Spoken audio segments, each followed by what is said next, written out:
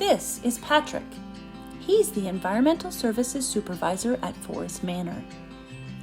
In addition to visual observation methods for cleaning audits, he conducts assessments of cleaning practices by doing environmental marking.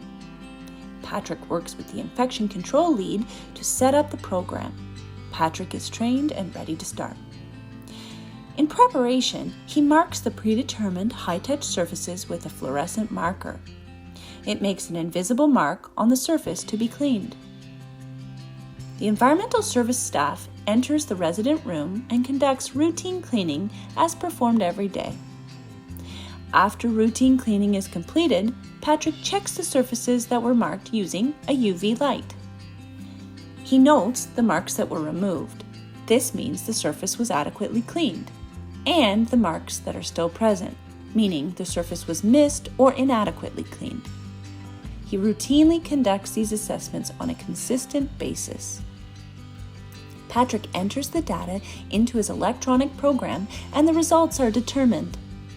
He provides positive and constructive feedback to staff based on the results.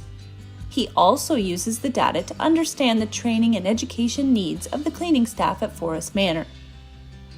This type of evaluation ensures that cleaning and disinfection practices are following best practice standards so that staff and residents remain safe in a properly cleaned environment.